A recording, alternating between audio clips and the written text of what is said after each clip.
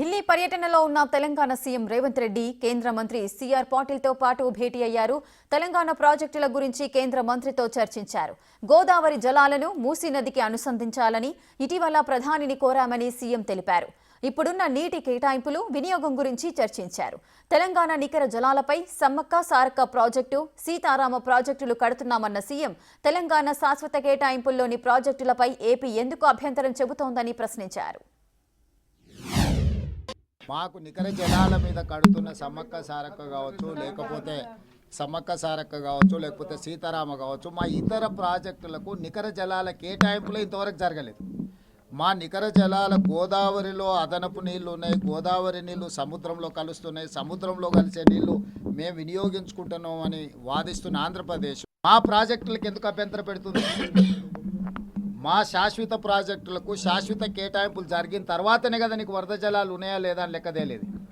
So Godavari నది మీద నిర్మిస్తున్న తెలంగాణ ప్రాజెక్టుల యొక్క నీటి కేటాయింపులు పూర్తయిన తర్వాతనే ఏదైనా ఇతర ప్రాజెక్టులకు అనుమతి ఇవ్వాలి, ముఖ్యంగా వరద జలాలకు సంబంధించి. ఇప్పుడు మేము కట్టుకున్న ప్రాజెక్టులు సమ్మక్క సారక్క కానీ లేకపోతే సీతారామ కానీ ఫైనల్ సిడబ్ల్యూసీ క్లియరెన్స్ రాలేదు కదా, అందుకోసమే కదా మేము టైమ్ అండ్ అగైన్ వచ్చి రిప్రజెంట్ చేస్తున్నది. ఆంధ్రప్రదేశ్ కూడా వాటి విషయాల్లో అభ్యంతరాలు పెట్టింది కదా. ఆంధ్రప్రదేశ్ ఎందుకు అభ్యంతరాలు పెడుతుంది? ఆంధ్రప్రదేశ్ ఒక పక్కన వరద జలాలు ఉన్నాయి, వరద జలాలు సముద్రంలో కలుస్తున్నాయి, సముద్రంలో కలిసే జలాలను మేము గోదావరి జలాలను బంకచెరువు ద్వారా ఈవెన్ కృష్ణా బేసిన్ కూడా తరలిస్తామంటున్నారు. ఒకవేళ మీరు ఆ నీళ్ళను వినియోగించుకోవాలనుకున్నప్పుడు మా ఉన్న ప్రాజెక్టుల యొక్క అనుమతులకు ఎందుకు అభ్యంతరం పెడుతున్నారు?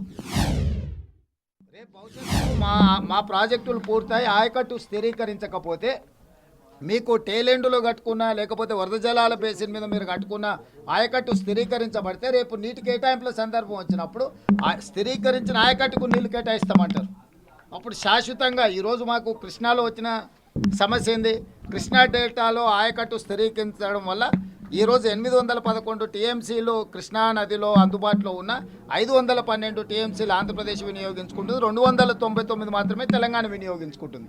దీనికి ప్రధానమైన కారణం తెలంగాణ ప్రాంతంలో ఉన్న ప్రాజెక్టులు పూర్తి కాకపోవడం, ఆంధ్రప్రదేశ్లో పూర్తయిన ప్రాజెక్టులకు నీటిని కేటాయించడం.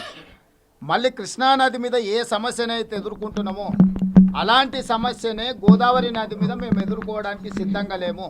తెలంగాణ ప్రాంతంలో గోదావరి నది మీద నిర్మిస్తున్న ప్రాజెక్టుల యొక్క నీటి కేటాయింపులు పూర్తిగా పరిష్కారం అవ్వాలి. మా ప్రాజెక్టులకు నీటి కేటాయింపులు పూర్తి స్థాయిలో జరిగిన తర్వాతనే ఎన్ని వరద జలాలు మిగులుతున్నాయి అనేది అప్పుడు లెక్క తేలుతుంది. డీటెయిల్ ప్రాజెక్ట్ రిపోర్ట్ ఇవ్వండి, అప్పుడు జిఆర్ఎంబీలో చర్చ చేసి అప్పుడు వాటికి అభ్యంతరం ఏదైనా ఉందా లేదా అనేది అప్పుడు చర్చ చేస్తాం. ఇప్పుడు మా శాశ్వతంగా కట్టాల్సిన మా నికర జలాల ప్రాజెక్టుల మీద అభ్యంతరాలు పెడుతున్న ఆంధ్రప్రదేశ్ ఫస్ట్ ఆ అభ్యంతరాలను అన్నిటిని ఉపసంహరించుకోవాలి.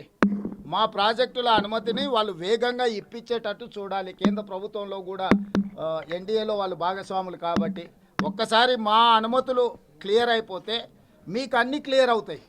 మీరు మా కేటాయింపులు జరగకుండా మా ప్రాజెక్టుల యొక్క భవిష్యత్తు గందరగోళంలో అగమ్య గోచరంగా ఉన్నప్పుడు మీ వరద జలాల మీద ప్రాజెక్టులు కట్టుకుంటామంటే అది తెలంగాణకి ఖచ్చితంగా అభ్యంతరం ఉంటుంది.